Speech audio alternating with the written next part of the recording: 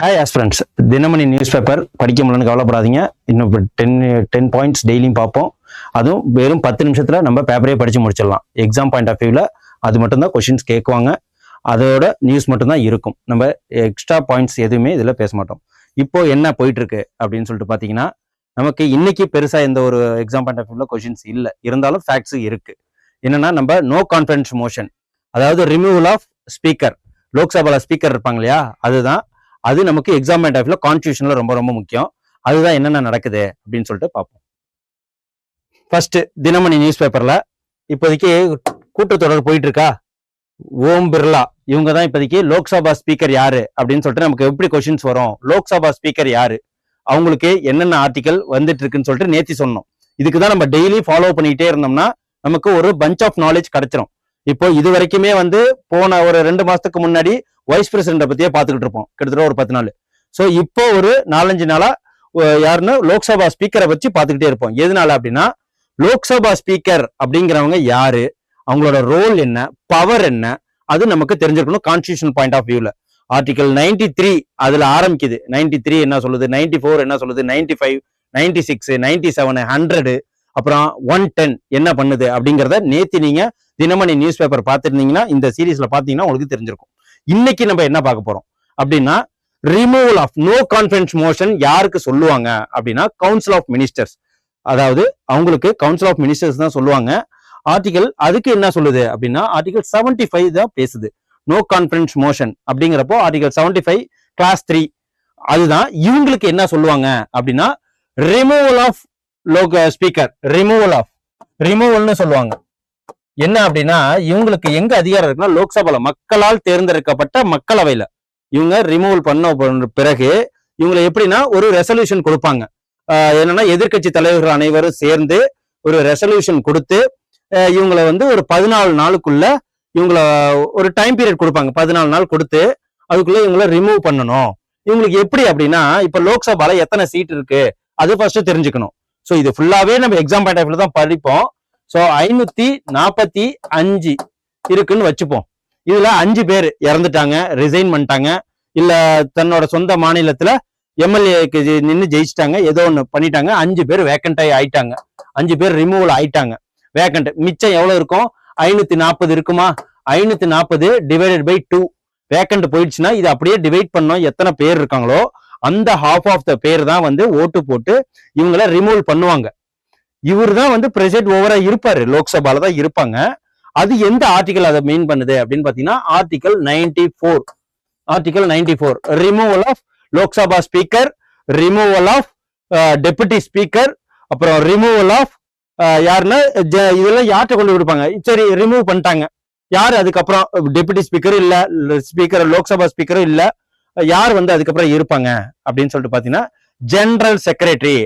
அவர் தான் இதோட தலைவரா அடுத்தது இருப்பாரு. சோ நமக்கு ராஜ்யசபால பார்த்திருப்போம். இப்போ வைஸ் பிரசிடென்ட் தான் ராஜ்யசபா சேர்மனா ஆக்ட் ஆகுறாங்க. ராஜ்யசபா சேர்மன் வைஸ் ஆப்ஷன்ல இருந்தாரு அப்படின்னா துணை ஜனாதிபதி கிடையாது, வைஸ் சேர்மன் இருக்கிறவங்க பிரிசைட் ஓவர் ஆஃப் ராஜ்யசபா, அவங்க தான் அதுல தலைமை தாங்குவாங்க. அவங்க இல்ல அப்படிங்கிற பட்சத்துல வேற யார் இருப்பாங்க அப்படின்னா ஆப்போசிட்ல இருந்து வருவாங்க. அதே மாதிரிதான் இதுல செக்ரட்டரி. ஓகே, செக்ரட்டரி, அந்த லோக்சபாக்குன்னு சொல்லிட்டு ஒரு செக்ரட்டரி ஜெனரல் இருப்பார்ல, அவர் தான் இதுல தலைமை தாங்குவார். ஸோ இதை புரிஞ்சுக்குங்க.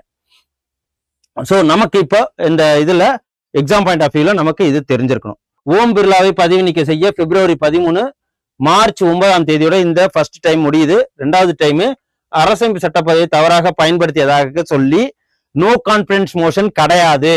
இவங்களுக்கு பேர் என்னன்னா ரிமூவல் அப்படின்னு சொல்லிட்டு சொல்லணும். ரெசல்யூஷன் ஃபார் ரிமூவல் அப்படிங்கிறது, ரெசல்யூஷன் ஃபார் ரிமூவல் இவங்களுக்கு அதுதான் சொல்லணும். யாரெல்லாம் இதே மாதிரி ரெசல்யூஷன் ஃபார் ரிமூவல் பண்ணுவாங்க அப்படின்னா, லோக்சபா ஸ்பீக்கர், லோக்சபாவோட டெபுட்டி ஸ்பீக்கர், அப்புறம் சேர்மன். யாரு வைஸ் சேர்மனை யாரு ரிமூவல் பண்ணுவாங்க ஏன்னா அவங்க தான் சேர்மன், அவங்கள கிடையாது. வைஸ் சேர்மன், ராஜ்யசபாவோட வைஸ் சேர்மன். சேர்மன்னா யாரு, வைஸ் பிரசிடென்ட் தான் சேர்மன் ஆக்ட் ஆவாரு. அவருக்கு இப்ப மெஜாரிட்டி எல்லாம் இருக்கு. சோ இதுக்கு என்ன எப்படி ரிமூவ் பண்ணுவாங்க அப்படின்னா, எஃபெக்டிவ் மெஜாரிட்டி. அதான் சொன்னேன் இல்லையா, டோட்டல் நம்பர் ஆஃப் லோக்சபா சீட்டு 545, அதுல வேக்கண்ட் 5 போயிட்டாங்க. இறந்துட்டாங்க, ஏதோ வேற இதுல ரிசைன் பண்ணிட்டாங்க அப்படின்னா, அதுக்கப்புறம் ஒரு 540 இருக்கு அப்படின்னா அதை டிவைடட் பை 2, பாதியில ஒரு ஆஃப் வரணும். இதுதான் மெயின் திங். ஓகே, அதுதான் வந்து எஃபெக்டிவ் மெஜாரிட்டி அப்படின்னு சொல்லுவாங்க. எஃபெக்டிவ் மெஜாரிட்டினா என்னன்னு தெரியணும். சிம்பிள் மெஜாரிட்டி, எஃபெக்டிவ் மெஜாரிட்டி, இதெல்லாம் பார்லிமெண்ட்ல இது வரும். நான் வந்து உங்களுக்கு பாலிட்டி ஃபுல்லாவே எடுக்கிறேன். ஓகே, ஒவ்வொரு பார்ட்டா எடுக்கிறேன், ஒவ்வொரு பாயிண்ட்ஸா. அப்ப நம்ம பார்லிமெண்ட்ல வரும்போது இதெல்லாம் தெளிவா இருக்கும். எஃபெக்டிவ் மெஜாரிட்டில தான் இதை எடுப்பாங்க. இதுதான், வேற ஒண்ணும் இல்ல. இதுல இருந்து உங்களுக்கு எந்த ஒரு டவுட்டும் இருக்காது. நான் ஒரு இந்த ரிமூவல் ஆஃப் ஸ்பீக்கர் அப்படின்னு சொல்லிட்டு ஒரு ஷார்ட்ஸே போடுறேன். வித்தின் 1 minutesல உங்களுக்கு அது ஃபுல்லான ஸ்பீக்கரை பத்தின ஃபுல் டீடைல்ஸ் அதுல வந்துடும். ஓகே, அரசமைப்பு சட்டத்தின் 94C சொன்ன இல்லையா, ஆர்டிகல் 94C, அதுதான் வந்து பிரிவின் கீழ் சமர்ப்பிக்கப்பட்ட இந்த நோட்டீஸ். காங்கிரஸ், திமுக எதிர்கட்சி எல்லாருமே இது பண்றாங்க. இதுதான் ரிமூவல் ஆஃப் ஸ்பீக்கர். ஸ்பீக்கர் தான் வந்து என்ன சொல்லுவாங்க, நம்ம இதுல சபாநாயகர்னு சொல்லுவாங்க, ரிமூவல் ஆஃப் ஸ்பீக்கர். சோ சபாநாயகர். அதுக்கப்புறம் யார் யார் இருக்காங்கன்னு சொல்லிடுச்சு. அப்புறம் எதிர்கட்சி வந்து 120 எம்பிக்கள் சொல்லியிருக்காங்க. சோ இது போன தடவை வந்து 2023 பண்ணியிருக்காங்க, அதெல்லாம் ஃபெயிலியர் ஆயிடுச்சு. 14 நாள் வெயிட் பண்ணுவாங்க. சோ தோல்வி முடிந்த முயற்சியில இதுக்கப்புறம் மக்களவை தலைவரை பதவி நீக்கம் செய்ய கடந்த காலங்களில் 3 முறை வந்து பிளான் பண்ணியிருக்காங்க. அது எந்தெந்த வருஷம்னு கேட்பாங்க. 1954, 1966, 1987. உங்களுக்கு ஒரு ஹோம்ஒர்க் கொடுக்குறேன். நேத்தி இதே தினமணி நியூஸ் பேப்பர்ல அந்த 3 பேர் யாரு அப்படின்னு சொல்லிட்டு தெல்ல தெளிவா சொல்லியிருக்கேன். அதை மட்டும் நீங்க கமெண்ட் பண்ணுங்க. ஓகே, கமெண்ட் பண்ணுங்க. தெரியல அப்படின்னா தெரியல, நோட் பண்ணல அப்படின்னா கேளுங்க, நானே அதுல கமெண்ட் பண்றேன். உங்களுக்கு ரொம்ப யூஸ்ஃபுல்லா இருக்கும். சோ இதெல்லாம் எக்ஸாம் பாயிண்ட் ஆஃப் வியூல ரொம்ப முக்கியம். சோ வேற ஒன்றும் இதுல எக்ஸாம் பாயிண்ட் ஆஃப் வியூல நமக்கு இல்லை. ஓகே, 14 நாள் தெரிஞ்சுக்கங்க. எஃபெக்டிவ் மெஜாரிட்டி, எஃபெக்டிவ் மெஜாரிட்டிய தமிழ்ல என்ன சொன்னா செயல்பாட்டு பெரும்பான்மை. செயல்பாட்டு பெரும்பான்மை. சோ இது தமிழ்ல படிக்கிறவங்களுக்காக சொல்றேன். எஃபெக்டிவ் மெஜாரிட்டி அதுன்னு சொல்லிட்டேன். என்ன வேக்கண்ட் 14 நாள் வெயிட் பண்ணுவாங்க. சோ எங்க வந்து இருப்பாருன்னா இவர் ஸ்பீக்கர் வந்து இதை ப்ரிசைட் பண்ணுவாரு. சோ ஆனா இந்த மாதிரி ஒரு ரெசல்யூஷன் வந்துட்டு நோட்டீஸ் கொடுத்துட்டாங்க அப்படின்னா இதுக்கு யார் தலைவரா இருப்பாங்க லோக்சபாக்கு அப்படின்னா டெபுட்டி ஸ்பீக்கர் தலைவரா இருப்பாரு. Okay, deputy speaker suppose absent ஆயிட்டாரு அப்படின்னா வேற யார் இருப்பாங்க, அதாவது ஜெனரல் செக்ரட்டரி ஆஃப் லோக்சபா. லோக்சபால ஜெனரல் செக்ரட்டரி, அவர் ஒரு கவர்மெண்ட் அதிகாரி, அவரா இருப்பார். ஓகே, இதுல வேற எந்த ஒரு இடைக்கால பட்ஜெட். இப்போ இன்னும் ஒரு 4 மாசத்துல 5 மாசத்துல எலெக்ஷன் வரப்போகுது தமிழ்நாட்டுல. அதுக்கு முன்னாடி ஒரு இடைக்கால பட்ஜெட் போடுவாங்க. அதுதான் இந்த இப்போதைக்கு யார் பினான்ஸ் மினிஸ்டராக இருக்காங்க நம்ம தமிழ்நாட்டுக்கு, தங்கம் தென்னரசு அவர்கள். யார் வந்து அந்த பினான்ஸ் மினிஸ்டருக்கு செக்ரட்டரியா இருக்காங்க, நாம் முருகானந்தம் தலைமைச் செயலாளர். இப்போ உதயச்சந்திரன் அவர் இருக்கிறாங்க. சோ இது பாத்துங்க. சட்டப்பேரவை, தமிழ்நாடு சட்டப்பேரவை 26(1) கீழ் தமிழ்நாடு சட்டப்பேரவையின் அடுத்த கூட்டத்தில் நடக்கும். இந்த தமிழ்நாடு சட்டப்பேரவை அப்படின்னு சொல்லிட்டு கேட்பாங்க. சோ எதுக்கு கீழே இந்த இடைக்கால பட்ஜெட்னா 26(1). சோ இதை பாத்துக்குங்க. சட்டப்பேரவை 193 பிப்ரவரி 20ஆம் கீழ் 2021 சட்டப்பேரவையில் விதி 189, 190, இங்க 26(1) சட்டப்பேரவைன்னு சொல்லிட்டு ஒரு இது இருக்கு. அதெல்லாம் எக்ஸாம் பாயிண்ட் ஆஃப் வியூல கேட்க மாட்டாங்க, தெரிஞ்சு வச்சுக்கோங்க. நம்ம வந்து போட்டித் தேர்வுக்குன்னு படிக்கிறோம் அப்படிங்கிறப்போ தெரிஞ்சு வச்சுக்கணும். அதுக்கப்புறம் யார் நம்ம நாட்டுக்கு வருகை புரியுறாங்க அப்படின்னு சொல்லிட்டு கேட்பாங்க. இந்த உச்சி மாநாடு நடக்க போகுது பிப்ரவரி 19, 20. சோ அப்ப யார் வந்து கலந்துக்க போறாங்க அப்படின்னு சொல்லிட்டு கேட்கலாம். யாருன்னா இந்தியா வருகிறார், பிரான்ஸ் அதிபர் மேக்ரோன் வராரு. எதுக்காக, உச்சி மாநாடுல கலந்துக்கிறதுக்காக. சோ இப்ப யாரெல்லாம் வந்துட்டு போயிட்டாங்க, ஏதாவது புதின் வந்துட்டு போனாங்க. அப்புறம் யுஏஇல இருந்து அந்த துணை பிரதமர் வந்துட்டு போனாங்க. அப்புறம் யூரோப்போட கவுன்சில் சேர்மன்ஸ் எல்லாம் வந்துட்டு போனாங்க. ஸோ அதே மாதிரி ஒவ்வொரு இடத்துல இருந்து வந்துட்டு போறாங்க. இப்போ நேற்று கூட செஷல்ஸ்ல இருந்து வந்துட்டு போனாங்க. இப்போ இவங்க வராங்க. ஸோ செயற்கை நுண்ணறிவு உச்சி மாநாட்டில் கலந்துக்க போறாரு. ஸோ மேக்ரோன் என்னைக்கு வராரு, பிப்ரவரி 17 நடக்க போறது. எப்போ 19, 20 எங்க டெல்லியில நடக்க போகுது, இது மட்டும் தெரிஞ்சுக்கோங்க. அன்னைக்கு வரப்போ நியூஸ் எக்ஸாம் பாயிண்ட் ஆஃப் வியூல என்ன இருக்கோ அதை நான் சொல்றேன். ஸோ இந்த பேப்பர், இந்த நியூஸை பாருங்க, உங்களுக்கு அந்த கவலையே இருக்காது. ஸோ எல்லாராலுமே நியூஸ் பேப்பர் வாங்க முடியாது இல்லையா, எல்லாருமே நியூஸ் பேப்பர் வாங்க முடியாது, அதை படிக்கவும் முடியாது. ஏன்னா எதாவது படிக்குன்னு தெரியாது. நாங்கள் உங்களுக்கு ஷார்ட் அண்ட் ஸ்வீட்டாக எடுத்து தந்துடுறோம். வெறும் 10 நிமிஷத்துல நீங்க தமிழ்நாடு எக்ஸாமுக்காக தினமணியை நீங்க கிடைச்சி முடிச்சிடலாம். ஸோ இது பார்த்துக்குங்க. ஸ்போர்ட்ஸ் நியூஸ் என்னன்னா, நம்ம இந்த வருஷம் 50 ஓவர்ல உமன்ஸ் வேர்ல்டு கப் வாங்கணும். அப்புறம் T20ல உமன்ஸ் வேர்ல்டு கப் வாங்கணும். அண்டர் 19ல நம்ம வேர்ல்டு கப் வாங்கியிருக்கோம். அது அந்த அளவுக்கு பெருசா வந்து இந்த ஜெஃப்ரின் எப்ஸ்டீன் அந்த நியூஸ் வெளில வந்ததுலேருந்து இதை யாருமே ஃபோக்கஸ் பண்ணல. ஓகே, இதை நம்ம இன்னைக்கு ஃபோக்கஸ் பண்றோம். இது எக்ஸாம் பாயிண்ட் ஆஃப் வியூல தேவை. ஏன்னா ஆர்ஆர்பி குரூப் டி எக்ஸாம் வருது, கான்ஸ்டபிள் எக்ஸாம் வருது, எஸ்எஸ்சி கான்ஸ்டபிள் எக்ஸாம் வருது. ஸோ இதுலலாம் நம்ம கேள்வி கேட்போங்க. அண்டர் 19ல இப்ப இந்த டீம்ல எத்தனை தடவை வாங்கியிருக்கோம்? 6 முறை நம்ம அண்டர் 19 வேர்ல்டு கப்ல 6 தடவை நம்ம இது வரைக்கும் வாங்கியிருக்கிறோம். அதுக்கப்புறம் இதுல யார் வந்து தொடர் நாயகன் விருது, ஆட்ட நாயகன் விருது யாருன்னு? சூரியவம்சி. அவருக்கு என்ன வயசாகுது? 14 மாசம் 8 மாசம் ஆகுது. பீகாரை சேர்ந்தவர். ஓகே. அண்டர் 19 ஒரு ரூல் என்ன அப்படின்னா, ஒரு தடவை விளையாண்டுட்டா, உலகக்கோப்பையில் விளையாண்டா அதுக்கப்புறம் அதுல விளையாட மாட்டாங்க. இதுல இருந்து இப்ப யார் ரிட்டையர் ஆயிட்டா, சூரியவம்சி ரிட்டையர் ஆகி பெரிய, அதாவது குரூப் ஏ அந்த இதுக்கு போயிடுவாரு. இப்போ இதோட கேப்டன் யாரு? மும்பையை சேர்ந்த ஆயுஷ் மாத்ரே. இந்த அண்டர் 19க்கு யாரு கேப்டன்? ஆயுஷ் மாத்ரே. எங்க நடந்தது? ஜிம்பாப்வேல நடந்தது அப்படின்னு சொல்லிட்டு நமக்கு சொல்லணும். இதெல்லாம் தான் யாருக்கு எகெயின்ஸ்டா நடந்தது? இங்கிலாந்துக்கு எதிராக நடந்தது. இது வரைக்கும் நம்ம தான் இதுல கோல் வச்சு இருக்கோம். எப்படி ஆஸ்திரேலியா வந்து வேர்ல்டு கப்ல, அதாவது ஆண்கள் இதுல வேர்ல்டு கப்ல எந்த அளவுக்கு அதிகமான கப் எடுத்து உயர்வுல இருக்காங்களோ, அதே மாதிரி நம்ம அண்டர் 19 நம்ம தான் உயர்வுல இருக்கோம்.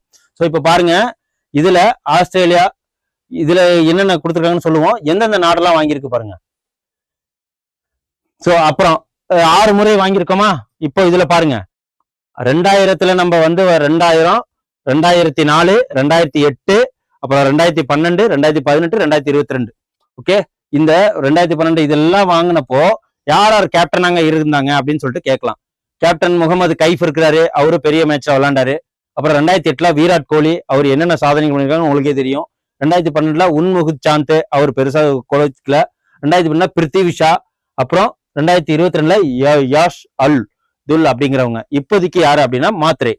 ஸோ இதையும் பாத்துக்குங்க. 1988ல அண்டர் 19 போட்டி தொடங்கி இருக்கு. எப்போ? 1988ல. ஸோ கிட்டத்தட்ட 37 வருஷம் ஆயிருக்கு. 1980ல தான் அண்டர் 19 ஆரம்பிச்சிருக்காங்க. இதையும் நம்ம தெரிஞ்சுக்கணும். ஓகே. மொத்தம் வேற என்னென்ன நாடுகள்லாம் அதிகமா வாங்கியிருக்கு அப்படின்னு சொல்லிட்டு பார்ப்போம். பாகிஸ்தான் 2 முறை பாத்துக்குங்க. ஆஸ்திரேலியா 4 முறை. நம்மளாம் அதெல்லாம் பீட் பண்ணிட்டோம். ஆஸ்திரேலியா 4 முறை, பாகிஸ்தான் 2 முறை, தென்னாப்பிரிக்கா, இங்கிலாந்து, மேற்கிந்திய தீவுகள், வங்கதேசம் இவங்கெல்லாம் ஒவ்வொரு டைம் வாங்கியிருக்காங்க. ஸோ இதை பார்த்து நோட் பண்ணி வச்சுக்கோங்க.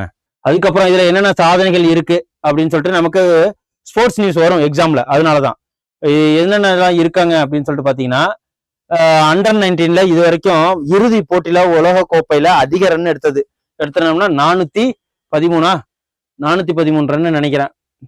ஸோ 439 ரன்னு இது வரைக்கும் அதிகமான ரன்னு நம்ம தான் எடுத்திருக்கோம். எவ்வளவு சராசரின்னு பார்த்தா 62.7. இதுக்கு முன்னாடி வந்து ஆஸ்திரேலியா அதிக ரன் அடிச்சதுல 253 தான் இருக்கு. இப்போ 439 அதிக ரன் அடிச்சது. இந்த சூரியவம்சி சிங்கிள் பர்சன் அவ்வளவு சாதனை பண்ணியிருக்கிறாரு. என்னென்ன அப்படின்னு பாத்தீங்கன்னா, அவரு தான் வந்து 30 சிக்ஸர், அந்த தொடர் மூலியமா 30 சிக்ஸர், அதிக சிக்ஸர் அடிச்சதும் அவரு தான். அதுக்கப்புறம் அந்த ஒரு சின்ன இறுதி ஆட்டத்துல 15 சிக்ஸர் அவரு அடிச்சிருக்கிறாரு. அது ஒரு சாதனை. அதுக்கப்புறம் நிறைய ரன் எடுக்கிறதுக்கு காரணமும் இந்த 439 வரத்துக்கு காரணமும் அவரு தான். ஸோ சின்ன வயசுல 14 வயசுலயே வந்து இவ்வளவு பெரிய சாதனை பண்ணிக்கிறது, அந்த சாதனையும் அவர் தான் வச்சிருக்கிறாரு. ஸோ சூரியவம்சி பாத்துக்குங்க.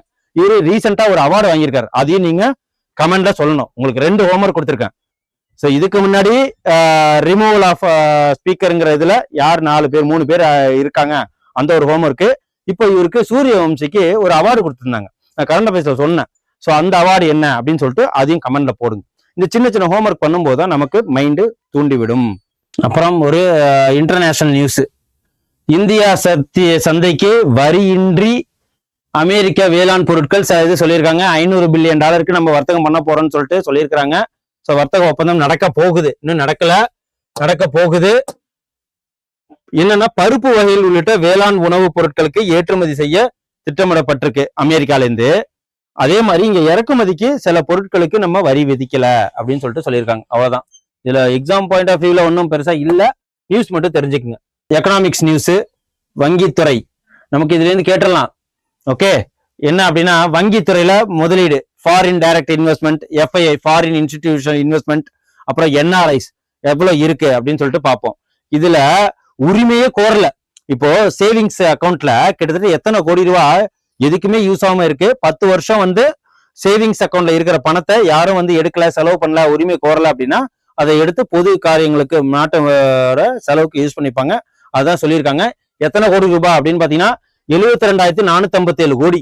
கிட்டத்தட்ட யூஸ் பண்ணாம அந்த சேவிங்ஸ்ல இருக்கிற அமௌண்ட் மட்டுமே 72,454 கோடி. 10 வருஷமா யாரும் அதுல உரிமை கோரல. அதனால அதை எடுத்து பொது விஷயத்துக்கு டெவலப்மெண்ட் விஷயத்துக்கு யூஸ் பண்ண போறாங்க. அதான் சொல்றாங்க. அதாவது 28ஆம் தேதி நிலவரப்படி, ஜனவரி 28ஆம் தேதி நிலவரப்படி உரிமை கோரப்படாத 60,571 கோடி எங்க இருக்கு? பொதுத்துறை வங்கியில இருக்கு. தனியார் வங்கியில 9,607 கோடி ரூபாய் இருக்கு. சோ அதுக்கப்புறம் வங்கிகள் கோரப்படாத வெளிநாட்டு வங்கிகளில், சோ இந்த HSBC எல்லாம் இருக்குல்ல, அங்க வந்து 2,275 கோடி இருக்கு. ஆக மொத்தம் 72,457 கோடி அது கேப்பாரற்று கிடப்பையில கிடக்கு. அதை எடுத்து யூஸ் பண்ண போறாங்க. 10 வருஷத்துக்கு யாரும் அதை யூஸ் பண்ணலன்னா அதை எடுத்து யூஸ் பண்ணிடுவாங்க. அதான் சொல்லியிருக்காங்க.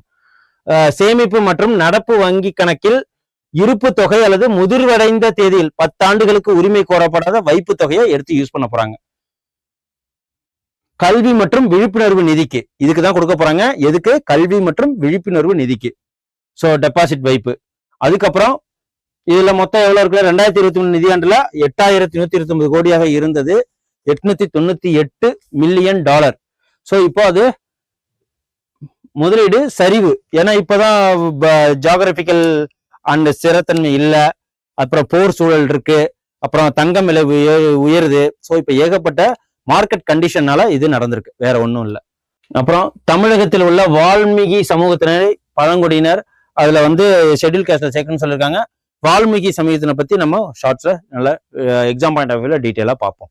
ஸோ அவ்வளோதான், எக்ஸாம் பாயிண்ட் ஆஃப் வியூல வேற எதுவும் இல்லை. இன்னைக்கு தினமணி நியூஸ் பேப்பர் அவ்வளோதான்.